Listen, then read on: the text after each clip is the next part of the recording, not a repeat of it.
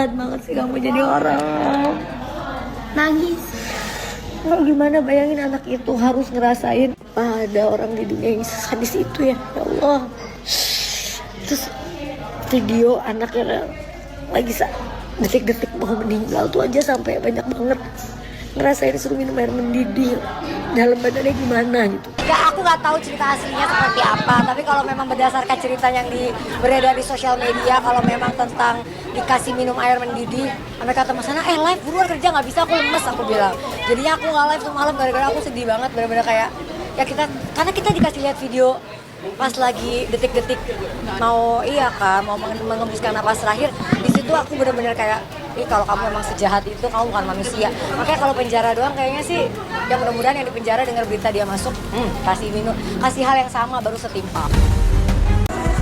Komisi 3 DPR RI mengutuk keras kasus kekerasan yang mengakibatkan meninggalnya seorang anak bernama Nizam Shafei usia 12 tahun. Kami meminta kepada Polres Sukabumi, Jawa Barat untuk mengenakan pasal 76C junto pasal 80 Undang-Undang Nomor 35 Tahun 2014 tentang perlindungan anak kepada pelaku yang mengakibatkan meninggalnya Nizam Shafei. Ancaman hukumannya dalam pasal ini adalah 15 tahun penjara. Kami juga meminta kepada Polres selaku penyidik untuk memeriksa dengan teliti apakah perbuatan yang dilakukan terhadap adik Nizam ini berkelanjutan atau tidak. Kalau berkelanjutan, maka hal tersebut akan menjadi pemberat bagi si pelaku penganiayaan yang mengakibatkan meninggalnya Nizam Shafei. Kami akan terus kawal kasus ini sampai ke persidangan agar almarhum dan keluarganya bisa mendapatkan keadilan. Ia menolak disebut sebagai eksekutor utama di balik hilangnya nyawa bocah tak berdosa itu. Anak tidak bisa hidup lagi. Anak sekarang dikuburkan di Pulasara harus pakai duit. Ada tidak sih yang membantu saya kan gitu?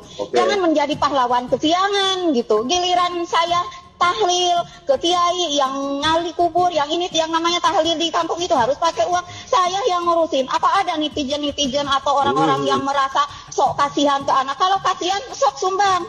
Urusin tuh sampai anak itu dikurbankan, diekakan, dikasih rumah pulasaranya, pusarannya di kuburan. Kan harusnya begitu.